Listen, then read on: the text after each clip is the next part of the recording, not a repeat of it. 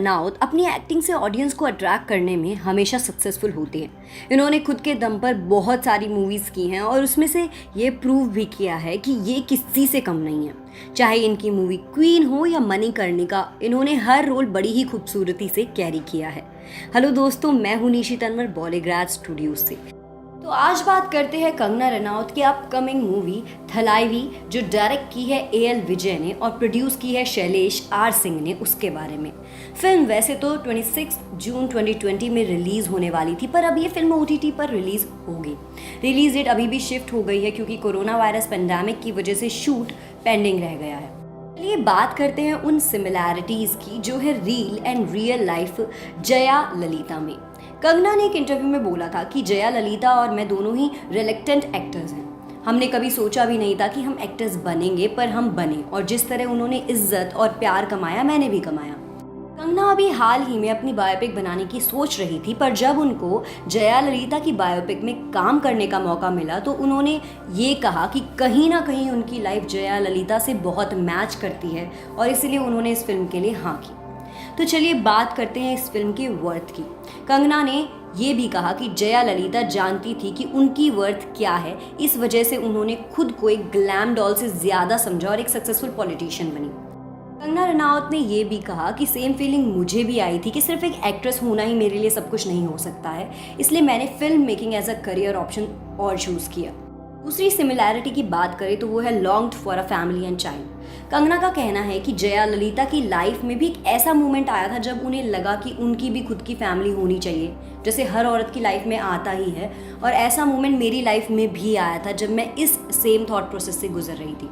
और मुझे ऐसा लगता है कि कुछ एक्टर्स, स्पेशली वो जो मैरिड होते हैं, इस बात का फ़ायदा उठाते हैं। मैं नाम नहीं रिवील करूँगी, पर ऐसा कई सारी एक्ट्रेसेस के साथ होता है इस इंडस्ट्री में। इस मूवी में हमें इस तरीके के सीन भी नोटिस करने को मिलेंगे जहां एक मैरिड एक्टर प्रॉमिस करता है मैरिज के लिए, लेकिन बाद में अपने शब्दों से मुकर जाता है, जिस वजह से उन्हें काफ़ी पब्लिक ह्यूमिलिएशन से गुजरना पड़ता है। Third similarity is appearance. Kangana Ranaut ने शुरुआत में ही कहा था, जब उन्हें जया ललिता का रोल ऑफर हुआ तो उन्होंने कहा ये उनके लिए एक बहुत बड़ी अपॉर्चुनिटी है और वो इसे अपनी जी जान लगाकर अपना बेस्ट देना चाहती हैं। कंगना को काफ़ी मिक्स्ड रिस्पॉन्स मिले थे जब जया ललिता के 72nd बर्थडे पर उनकी बायोपिक बनने की न्यूज़ आई।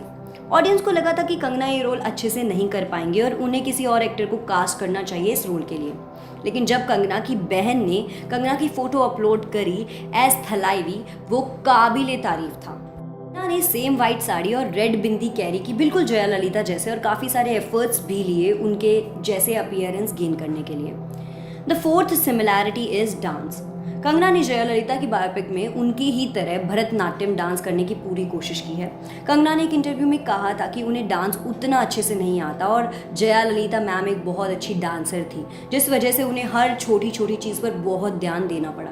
और एंड में कंगना ने इस कल्चरल डांस की क्राफ्ट में भी एक्सेल किया और उनकी एक फ़ोटो शेयर हुई भरतनाट्यम के पोज में। The fifth similarity is make over. Kangana जब भी कोई रोल प्ले करती हैं तो उसे बड़ी ग्रेसफुल तरीके से कैरी करती हैं। वो अपने हार्ट, सोल, एफर्ट्स सब उस कैरेक्टर को डेडिकेट कर देती हैं और यही बात है उनकी जो उन्हें सबसे अलग बनाती है। वो किसी भी हद तक जा सकती हैं अपने कैरेक्टर को जस्टिफाई करने के लिए, लेकिन इस मूवी का कैरेक्टर में ढलने के लिए उन्होंने कुछ आउट ऑफ द बॉक्स ही करके दिखाया। हार्ड वर्क के साथ साथ कुछ अलग करना इस रोल के लिए बेहद ज़रूरी था। कंगना ने पहले तो 6 किलो गेन किया इस रोल में खुद को ढालने के लिए। उन्होंने माइल्ड डोज लिए हार्मोन पिल्स के, ताकि वो अपनी टॉल और स्किनी पर्सनालिटी से शिफ्ट होकर हैवी और थोड़ी कर्वी पर्सनालिटी बनाए। She went under prosthetics in order to make her face look heavy. The sixth one is outfit. Jayalalithaa को ग्रीन कलर बहुत अट्रैक्ट करता था। उन्हें अपने आखिरी 10 सालों में सिर्फ ग्रीन कलर की साड़ियाँ ही पहनी, और सिर्फ यही नहीं, जब वो CM बनी तब भी जिस पेन से उन्होंने साइन किया उसका कलर भी ग्रीन था। उनके शहीद होने के वक्त भी उन्हें ग्रीन कलर की साड़ी में ही अलविदा किया गया। मूवी में कंगना ने भी ग्रीन कलर की साड़ी पहनी है और ये सारी चीज़ें काफ़ी हाईलाइट भी हुई हैं। तो ये तो थी कुछ सिमिलैरिटीज़। अब बात करते हैं कि डिफरेंसेस क्या हैं between real and real life Jaya Lalita. तो सबसे पहली बात तो आती है एज गैप। जब जया ललिता सीएम बनी थी उनकी एज अराउंड 40 to 43 ईयर्स पर थी, जब ये मूवी में उनकी एज 40 ईयर्स दिखाई गई है। और रील जया ललिता की एज है 32 ईयर्स। ऑडियंस का मानना है कि उनकी एज काफ़ी कम है थलाइवी के रोल को अच्छे से जस्टिफाई करने के लिए। पर देखने वाली बात तो ये होगी कि कंगना कैसे कैरी करती हैं इस रोल को। वैसे भी उन्होंने अपने मेकओवर और नए क्लासिक अपीयरेंस से काफ़ी एप्रिसिएशन गेन कर ली है और काफ़ी लोगों को शॉक भी किया है। जो लोग कह रहे थे कि वो ये फेक और डिज़ास्टर होगा, आज वही लोग उनकी तारीफ भी कर रहे हैं। दूसरा डिफरेंस है एज एन एक्ट्रेस। कंगना का कहना है कि जया ललिता एक बहुत ही ग्लैमरस एक्ट्रेस रह चुकी हैं और वो एज एन एक्ट्रेस उनकी जैसी बिल्कुल भी नहीं है। कंगना ने ये भी कहा है कि उनका रोल ऐश्वर्या राय बच्चन जैसी एक्ट्रेस को प्ले करना चाहिए था, लेकिन वो इसे एक प्रिविलेज की बात मानती हैं कि वो उन जैसी ब्यूटीफुल एक्ट्रेस का रोल प्ले करेंगी। कंगना ने ये भी कहा था कि जिस तरीके से जया ललिता जानती थी कि उनके अंदर कितनी काबिलियत है, उसी तरीके से मैं भी जानती हूँ कि मैं कितनी काबिल हूँ। और ये कंगना के लिए एक इंस्पिरेशन की बात बनी है कि वो उनका रोल प्ले करेंगी। थर्ड डिफरेंस आता है लिंग्विस्टिक डिफरेंस। कंगना को तमिल बिल्कुल भी नहीं आती और फिल्म की डिमांड थी कि एक्ट्रेस को तमिल आनी चाहिए। जया ललिता की तमिल पर अच्छी कमांड थी। कंगना ने बहुत मेहनत की तमिल सीखने के लिए और उस लैंग्वेज में डायलॉग्स याद करने के लिए, और फाइनली वो इस आर्ट में भी एक्सेल कर पाई हैं। मूवीज 2 लैंग्वेज में रिलीज होगी, हिंदी और Tamil. Fourth one is prosthetics. Thalaivi movie में कंगना ने जोसेफ कॉलिंस के सजेशन पर प्रोस्थेटिक्स करवाया, पर ऑडियंस का मानना था कि ये मूवी में जया ललिता का फेस काफ़ी हैवी दिखाया गया है, जबकि रियल में उतना नहीं था। उनके इस डिसीजन पर काफ़ी मिक्स्ड रिस्पॉन्स आए हैं जब से इस मूवी का ट्रेलर आउट हुआ है। ऑडियंस पहले तो उनके इस लुक को बहुत सराह रही थी, पर उसके ट्रेलर के आउट होने के बाद ऑडियंस के रिव्यूज़ बदल गए हैं। कंगना जब इस मूवी की शूटिंग कर रही थी तो उन्हें पद्मश्री अवार्ड से भी सम्मानित किया गया था और वो बॉलीवुड के उन कुछ लोगों में से हैं जिन्हें इससे सम्मानित किया गया है। कंगना और जया ललिता काफ़ी सिमिलर है और कंगना ने काफ़ी मेहनत भी की है उनके इस रोल के साथ पूरी तरह से जस्टिफाई करने की। चलिए बात करते हैं life history of Jairam Jaya Lalita के बारे में। हमारे देश में वैसे तो कई पॉलिटिकल लीडर्स और एक्टर्स देखे हैं हम सभी ने, पर हर कोई ऐसा नहीं होता जो जहन में बस जाए। अपने काम से जाने जाने वाले लोगों की बात करें तो जयराम जया ललिता का नाम बहुत ऊपर आता है। अम्मा के नाम से जानने वाली ये शख्सियत जितनी जगह अपनी पॉलिटिकल पार्टी में बना चुकी हैं, उससे कहीं ज़्यादा लोगों के दिलों में बना चुकी हैं। Indian politician and a film actress जिन्होंने टोटल 6 बार तमिलनाडु के इलेक्शंस जीत के 14 साल वहाँ पर एज अ चीफ मिनिस्टर राज किया। वो वाकई लोगों के लिए एक इंस्पिरेशन रही हैं।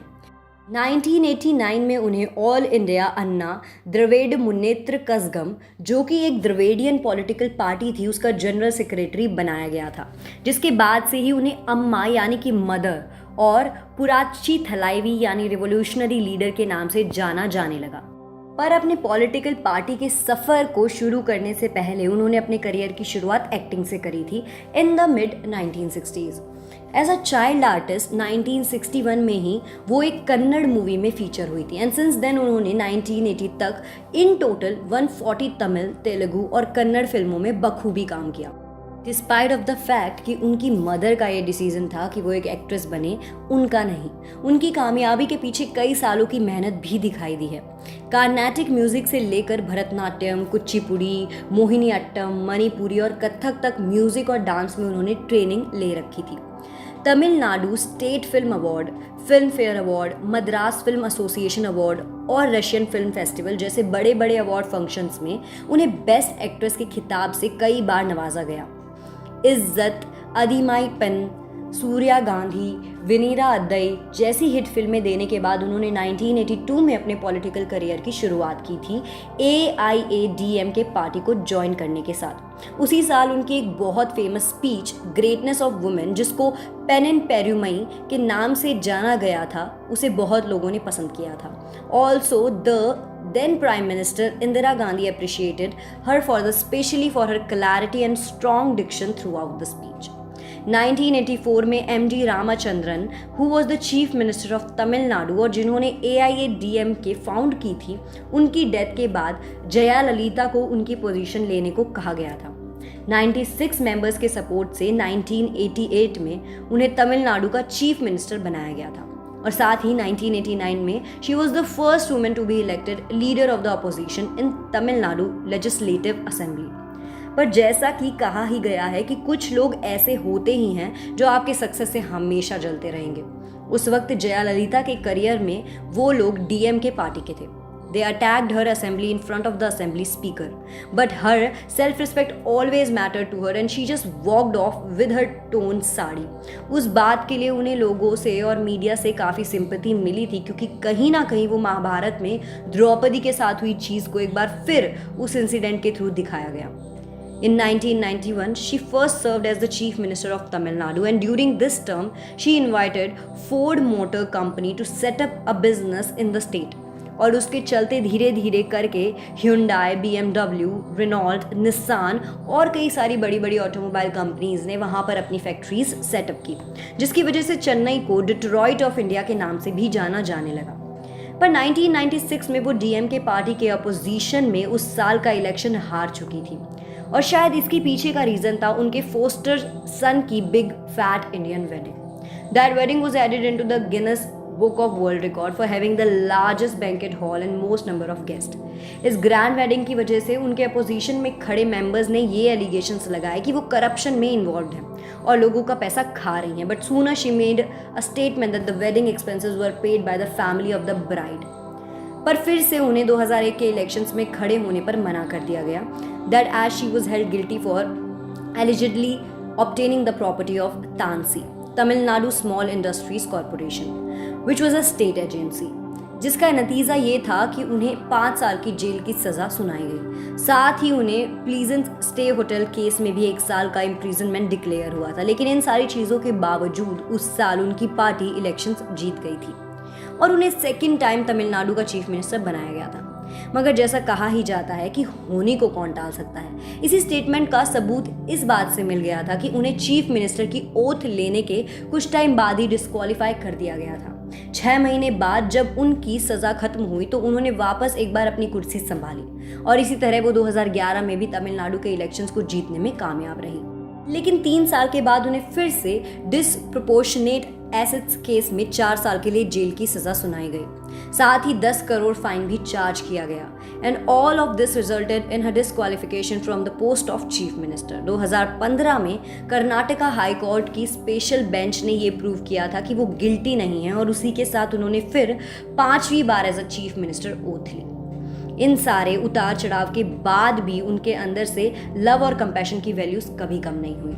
गरीबों के लिए उन्होंने हमेशा ही ये मेक श्योर किया कि कोई भी सर्विस ऐसी ना हो जो उन तक पहुंच ना पाए। और यही वजह है कि उन्होंने अम्मा मास्टर हेल्थ चेकअप और अम्मा आरोग्य प्लान जैसी स्कीम्स निकाली थी। ये स्कीम्स मेनली उन पर फोकस रखती थी जो इस काबिल नहीं है कि वो बड़े बड़े प्राइवेट हॉस्पिटल्स का खर्चा उठा पाएं। इसी के साथ उन्होंने बस राइड्स फ्री कर दी थी सीनियर सिटीजन्स के लिए, जिसमें कि वो एक मंथ में 10 बार मुफ्त में इधर से उधर ट्रैवल कर सकते हैं। इतना ही नहीं, 2015 में उनकी तरफ से करवाई गई ग्लोबल इन्वेस्टर्स समिट में भी काफ़ी इन्वेस्टमेंट हुआ था, जिसकी वजह से तमिलनाडु को एज अ स्टेट बहुत बेनिफिट मिला। लेकिन कहते हैं ना, वक्त का अंदाज़ा नहीं लगाया जा सकता। और 2016 में after 75 days of being hospitalised she passed away of cardiac arrest. Government of India ने एक दिन का नेशनल हॉलीडे डिक्लेयर किया था with the national flag at government buildings flying at half mast, जिसके साथ ही government of Tamil Nadu declare 6 to 7 days of mourning, while government of Kerala and government of Puducherry declare the 3 day state mourning. Government of Punjab और government of Karnataka ने भी 1 day state morning declare किया था। इन सभी चीज़ों से अंदाज़ा लगाया जा सकता है कि उनका जाना सभी के लिए बहुत ज़्यादा दुखी की बात थी। उनकी अंतिम यात्रा में लोगों की उमड़ती भीड़, जो बस किसी भी तरह से अम्मा के आखिरी दर्शन करना चाहती थी, इस बात का सबूत है कि besides all the struggles nothing could ever stop her from doing good for her state. इनकी इसी संघर्ष भरी जिंदगी पर एएल विजय 2020 में अपनी एक फिल्म लेकर आ रहे हैं, जिसमें जया ललिता का रोल निभाएंगी मशहूर एक्ट्रेस कंगना रनौत। हालांकि पहले भी इनकी बायोपिक्स बनने की खबर लोगों के बीच काफ़ी रही है, जिसमें कि 7 कंफर्म भी हुई थी। लेकिन बॉलीवुड में अब पहली बार इन पे बनी इस फिल्म का कंफर्मेशन मिल गया है उसके फर्स्ट पोस्टर रिलीज के साथ। इस फिल्म का नाम है थलाईवी, जिसका मतलब है लीडर, जो कि इनके देश और अपनी स्टेट के लिए लगाई गई डेडिकेशन को पूरी तरह से जस्टिफाई करता है। इनको हाउस ऑफ लॉर्ड्स लंदन में women politician of the decade से सम्मानित किया गया था। साथ ही मैरीना बीच चेन्नई में इनकी याद का मेमोरियल भी बनाया गया है। इन सभी बातों से ये बखूबी अंदाजा लगाया जा सकता है कि किस तरह सिर्फ नाम से ही नहीं, लोगों के दिल में उन्होंने सच में अम्मा यानी माँ के जैसी जगह बनाई है और हमेशा ही वो इसी तरह हम सभी के बीच रहेंगी। क्या आप जानते हैं कैसे कंगना बॉलीवुड की क्वीन बनी? बचपन में वो घर से क्यों भागी और कैसे वो पहुंची सपनों के शहर बॉम्बे में? चलिए हम आपको बताते हैं। आज हम बात करने वाले हैं एक्ट्रेस कंगना रनौत के बारे में, जिनकी पिक्चर आए या ना आए वो सुर्खियों में शुरू से ही रहती हैं, कभी अपनी बोल्ड स्टेटमेंट्स की वजह से, कभी अपने रिलेशनशिप्स को लेकर। ये उन कुछ एक्टर्स में से हैं जो अपनी आवाज़ उठाने में ज़रा भी संकोच नहीं करते। ही में जहां सुशांत सिंह की सडन डेथ से पूरा बॉलीवुड ही नहीं देश का बच्चा बच्चा शॉक में है, कंगना ने ओपनली वीडियो मैसेज वायरल किया जिसमें वो नेपोटिज्म और बॉलीवुड में आउटसाइडर्स को कैसे ट्रीट किया जाता है इस पर काफ़ी खुलकर बोली और साथ ही बॉलीवुड के स्टार किड्स की पोल भी खोल दी, जिसके बारे में जानते तो सभी हैं लेकिन उसके बारे में बोलने की हिम्मत बहुत कम लोग रखते हैं। अब कंगना अपनी फिर एक फीमेल सेंट्रिक फिल्म थलाइवी के साथ दर्शकों को फिर एंटरटेन करने के लिए तैयार है। ये फिल्म एक बायोपिक है that is based on life of former Tamil Nadu chief minister Jayaram Jaya Lalita. कहाँ से आते हैं कंगना रनौत में इतने गट्स? आइए जानते हैं कंगना का बॉलीवुड में सफ़र कैसे शुरू हुआ, किस तरह उनको इंडस्ट्री में 15 साल होने पर भी और 2 बार लगातार नेशनल अवार्ड से सम्मानित होने पर भी उन्हें आज तक लोगों से लड़ना पड़ता है क्योंकि वो किसी के दबाव में आकर अपनी फिल्म्स नहीं करना चाहती हैं। Kangana is the only third actress in history of Indian cinema to win 2 back-to-back Best Actress National Awards. She won her first Best Actress National Award for Queen in 2015 and second for Tanu Weds Mannu 2 in 2016. The other 2 actresses who won back-to-back National Award Best Actress are Shabana Azmi and Archana. She was born on 23rd March 1987 in Bhambla near Manali, Himachal Pradesh. Kangana told her family कि वो आगे acting को अपना career बनाना चाहती हैं। Her family strongly disapproved of it and उन्हें घर से बाहर निकाल दिया महज 16-17 साल की उम्र में। अपने परिवार के बारे में बात करते हुए कंगना कई बार भावुक भी हो जाती हैं। उनका कहना है कि उनके पिता उनमें और उनके भाई में भेदभाव किया करते थे। उनका स्वभाव शुरू से ही एक रिबेल का था और इसी वजह से वो चंडीगढ़ जा पहुंची आगे पढ़ने के लिए और बड़े शहर की ज़िंदगी को अनुभव करने के लिए। पढ़ाई में वो अच्छी नहीं थी और इंग्लिश बोलने में भी उनके काफ़ी कॉम्प्लेक्स होता था। धीरे धीरे वो पार्टीज़ के कल्चर से इन्फ्लुएंस होने लगी और also got in a habit of smoking and drinking. और फिर उन्हें मॉडलिंग के करियर में अपना इंटरेस्ट नजर आया। She is a trained Kathak dancer and took training under Rajendra Chaturvedi for 4 years in Nateshwar Nritya Kala Mandir, जिसके दौरान she also enrolled herself in the elite school of modelling. So talking about Kangna's first few years in Bollywood, बहुत कम लोग जानते हैं Kangana was about to debut through a film called I Love You Boss in 2004. The following year, she auditioned for Gangster. She was rejected initially and Chitrangada Singh was cast for the same role. Due to Singh's unavailability, she was replaced with Kangana and her career began. The girl who was too young to play a certain role bagged the Filmfare Award for the best debut for the same. After that, she did 4 more movies with similar roles and was getting typecast for playing similar characters. After playing a few too many neurotic characters, Ranaut started experimenting with less emotionally exhausting roles. After earning critical acclaim for her 2 movies, Gangster and Bola Mein, the National Award winner experienced fluctuating fortunes both with the critics as well as at the box office. A few flops including Shakalaka Boom Boom and No Problem and some South Indian projects later, she found her Bollywood career at the crossroads. Danced alongside Hrithik Roshan in Kites and played a gangster's wife in Once Upon a Time in Mumbai. She also tried comedy movies like No Problem and played a TV reporter in Knockout. It was her 6th movie Fashion alongside Priyanka Chopra where she actually got her due recognition and won National Award for Best Supporting Actress. But nothing seemed to work for her until Tanu Weds Mannu. This film changed the game for her. ये movie एक unexpected hit रही और कंगना को इस role के लिए fans और critics दोनों से ही काफ़ी तारीफ मिली। After Tanu weds Mannu, Kangana did a lot of movies and with an exception of a few, others bombed at a box office. पर उनकी जिद थी to do different characters and versatility रुकी नहीं उनकी. She even played a role of Manavtar in Krrish 3. Even though Krish 3 was her most financially profitable movie, the turning point of her career was when she chose to do Queen. It literally established her name in the industry and the country. She played a simple girl who is exactly opposite of her own character. She received huge praises from the critics and the audience. This movie made her the queen of Bollywood for real. Very few know that she was the co-writer of the dialogues in Queen, which released in 2014. Now, talking of her relationships, Kangana in 2016 accused Hrithik Roshan of trying to cover up their affair after the latter filed a case against her. Hrithik had accused Kangana of cyber stalking. ये बात तो सभी जानते हैं. इसके अलावा in 2007 she filed a police complaint against Aditya Pancholi. Kangana complained that Pancholi assaulted her. Pancholi said that the two had an affair. और इसके अलावा she has accused filmmaker Vikas Bahl of sexual harassment. Kangana claims that Vikas Bahl wished to have a big fling with her, but her refusal angered him. So Bollywood की Queen की life में revolution कब आया? After Queen, Ranaut's biggest hit was Tanu Weds Manu Returns. The film became the first ever movie to cross 100 crores domestically with a female lead. In the film, she played a double role, portraying two entirely different characters. She won her second consecutive national award for Best Actress after Queen. Established a mark that started a revolution for female protagonists in movies, and gender equality became a thing, both in the industry and the country. Kangana का दबंग अंदाज तो सभी जानते हैं, पर gender equality को लेकर वो खुद बहुत बार मीडिया में ओपनली बोलती भी नजर आई हैं. और स्पेशली 2005 के बाद उनकी बहन रंगोली, जो एक एसिड अटैक सर्वाइवर हैं, साथ ही साथ उनकी मैनेजर भी हैं. Kangana made sure she recovers mentally and physically, और उन्हें बहुत सपोर्ट भी किया. She also rejected once a fairness cream ad by saying it's very sad and find people extremely humiliating because we are a country of beautiful people. Women should not be subjected to this discrimination. It stripped off their confidence and self-worth by advertising for such creams. I oppose it and I'm very ashamed that many celebrities support it and endorse it. इसके बाद वो कई film जैसे Manikarnika, the queen of Jhansi, biopic of the Indian freedom fighter Rani of Jhansi में नजर आई. Had a touch of perfection, she specially learned horse riding in Germany. और उसके बाद पंगा, जिसे ये बात क्लियर है कि कंगना ने सबमिसिव रोल्स करने छोड़ दिए हैं और वो सिर्फ वो रोल्स करती हैं जहाँ दोनों लीड्स को इक्वल इंपॉर्टेंस मिले. Kangana Ranaut has not just come a long way on the career front but has also matured in real life, setting an example of how to deal with the media. Kangana gave a journalist a tight reply on being asked a strange question during the promotion of her film Tanu Weds Manu Returns.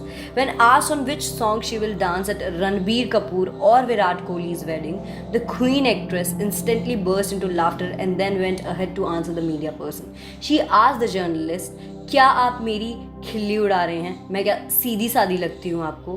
कुछ भी answer दूंगी क्या? Also recently during promotion of the film Rangoon, she clearly told media कि film में 3 heroes हैं, सैफ अली खान, शाहिद कपूर और वो खुद.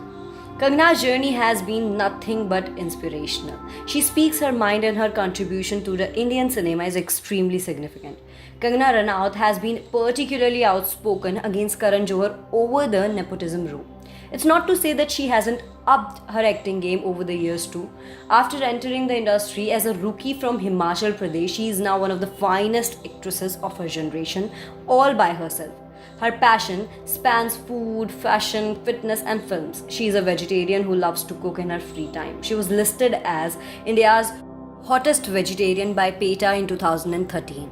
I learned on the job and got paid for it, using the money to educate myself in New York. She had replied to Karan Johar's suggestions of leaving the industry if she's so sick of it. She added that she is not going anywhere and we dearly hope she doesn't.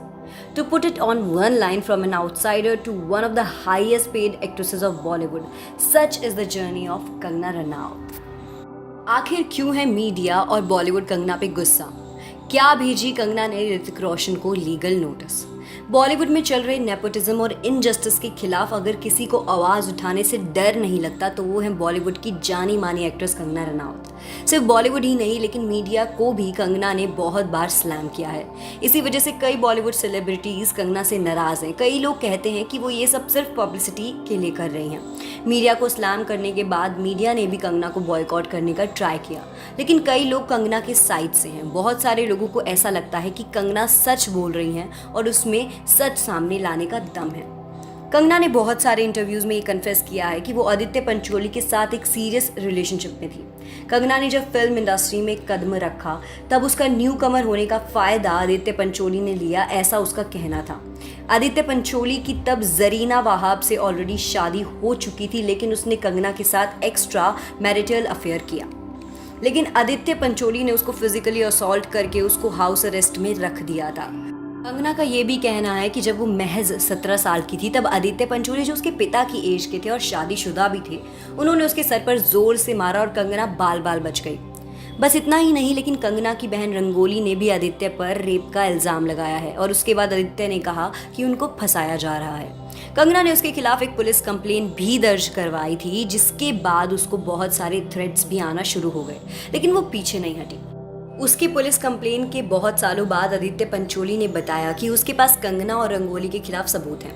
Aditya Pancholi ने सबूत के तौर पर कुछ video clippings दिखाए जिसमें lawyer Rizwan Siddiqui उसको झूठे रेप केस में फंसाने की धमकी दे रहे हैं। इसके बाद आदित्य पंचोली ने कंगना पर डिफेमेशन केस लगाया और इसी तरह कंगना की कंट्रोवर्सीज की शुरुआत हुई। 2009 के राज द मिस्ट्री कंटिन्यूज इस फिल्म में कंगना और अध्ययन सुमन, जो शेखर सुमन के बेटे हैं, इस फिल्म की शूटिंग के दौरान वो दोनों डेट करने लगे। उनके डेट करने के कुछ ही समय बाद अध्ययन और उसका पूरा परिवार ने कहा कि कंगना अध्ययन पर ब्लैक मैजिक कर रही है। इतना ही नहीं, लेकिन उसका ऐसा भी कहना था कि कंगना उसका पीछा नहीं छोड़ रही। एक इंटरव्यू में उसने साफ साफ कंगना के खिलाफ कन्फेस किया और कहा है कि मैं हमारे रिलेशनशिप से इमोशनली डैमेज हो गया था। कंगना को सिर्फ यूज एंड थ्रो पता है और उसका एब्यूजिव नेचर मैंने बहुत साल बर्दाश्त किया, लेकिन अब मैं और नहीं कर सकता। वो लिमिट्स क्रॉस कर रही है। मैं उसकी फ़ोन कॉल अवॉइड करता हूँ तो वो मेरी माँ को फ़ोन करके तंग करती है। हम सब उससे तंग आ चुके हैं। इस केस में किसी के भी खिलाफ कोई कठोर सबूत नहीं मिला, इसीलिए ये एक बहुत बड़ी कंट्रोवर्सी बन गई थी। कंगना का ये दूसरा अफेयर था जिसका बहुत अगली ब्रेकअप हुआ था। एक बार कंगना ने ये भी क्लेम किया था कि पेरिस हिल्टन ने अपने ब्रांड के एशिया ब्रांड एम्बेसडर के लिए कंगना को अप्रोच किया है। ये न्यूज़ मीडिया में ब्रेकआउट होते ही पेरिस हिल्टन के टीम मेंबर में से एक स्पोक्स पर्सन ने क्लियर कर दिया कि ये सब झूठ है। उसको एम्बेसडर बनाने के लिए हिल्टन की तरफ से कोई अप्रोच नहीं आया था और इसी तरह एक बार फिर से कंगना की एक अलग ही टाइप की कंट्रोवर्सी का हिस्सा बन गई। कंगना और ऋतिक की कंट्रोवर्सी को तो the ugliest स्पैट between two Bollywood stars कहा जाता है। ऋतिक और कंगना 2 फिल्म्स में को स्टार्स रह चुके हैं। वो 2 फिल्म्स थी काइट जो 2010 में आई थी और क्रिश 3 जो 2013 में रिलीज हुई। कंगना ने ये कन्फेस किया कि वो और ऋतिक एक रिलेशनशिप में थे, लेकिन ऋतिक उसको पब्लिक करना नहीं चाहता था क्योंकि वो तब सुजैन रोशन से मैरिड था। कंगना का कहना है कि ऋतिक हमेशा उसे शादी के वादे करता था। जब कंगना और ऋतिक के रिलेशनशिप को काफ़ी वक्त हो गया तब कंगना ने फिर से शादी की बात की और तब ऋतिक ने उसको कहा कि वो अपनी फैमिली के साथ ऐसा नहीं कर सकता। कंगना का ऐसा कहना था कि ऋतिक ने उसकी फैमिली का रीज़न देकर कंगना से शादी ना करने की साजिश की और कंगना को अवॉइड करने लग गया। एक इंटरव्यू में कंगना ने बताया कि कंगना ने ऋतिक के पिता राकेश रोशन से भी इसके बारे में बात की और तब उन्होंने कंगना को बोला कि वो उसकी इसमें मदद करेंगे, लेकिन उसके बाद वो भी कंगना को अवॉइड करने लगे। कुछ ही महीनों में क्वीन रिलीज हो गई। इसके बाद ऋतिक कंगना के पास वापस आकर उनसे माफी मांगने लगे। इसके बाद भी कंगना और ऋतिक में झगड़े हुए, जिसके बाद कंगना ने उसको बहुत सारे ईमेल्स भी भेजे। ये ईमेल्स मीडिया में लीक हो गए और ऋतिक ने मीडिया को बताया कि कंगना ने उस पर 1439 मेल्स की बरसात कर दी। इसके बाद ऋतिक रोशन ने कंगना पर साइबर स्टॉकिंग और हरासमेंट के चार्जेस लगवाए। कंगना ने इंडिया टीवी के शो आपकी अदालत में पूरी कहानी बताई और उसके कुछ ही दिन बाद ऋतिक रोशन ने अर्नब गोस्वामी के शो पर अपना खुद का बयान दिया। दोनों ने इस मामले में मीडिया को बताया। ये सब होने के बाद तो कंगना और ऋतिक एक हॉट गॉसिप टॉपिक ही बन गए थे। करण जौहर का फेमस शो कॉफी विद करण पे भी सभी बॉलीवुड स्टार्स आते हैं। ये खुद एक बहुत बड़ा कंट्रोवर्शियल शो है जिसमें जब कंगना आई तब तो कंट्रोवर्सी होनी ही थी। करण जौहर ने जब कंगना को रैपिड फायर राउंड में अपने बायोपिक के बारे में पूछा तब कंगना का जवाब सुनकर ऑडियंस, सैफ और करण खुद चौंक गए। कंगना ने उसी के शो में आकर उसको बोला कि वो उसको फिल्म का विलन बनाएंगी। उसने करण को मूवी माफिया भी कहा और ये भी कहा कि वो बहुत ज़्यादा नेपोटिज्म करता है। इसके बाद कंगना ने और कई फिल्म डायरेक्टर्स और प्रोड्यूसर्स को स्लैम किया, लेकिन करण उसका मेन टारगेट रहा। कंगना की राजकुमार राव के साथ 2018 में एक मूवी आ रही थी जिसका नाम था जजमेंटल है क्या। तब कंगना ने एक जर्नलिस्ट पर झूठे इल्ज़ाम लगाए कि वो उसके साथ वैन में 2 घंटे इंटरव्यू कर रहा था। कंगना ने उसको उस फिल्म के ट्रेलर लॉन्च पे बहुत स्लैम किया और पब्लिक में डिसरिस्पेक्ट भी किया, जिससे पूरे मीडिया ने कंगना को बॉयकॉट करने का सोचा।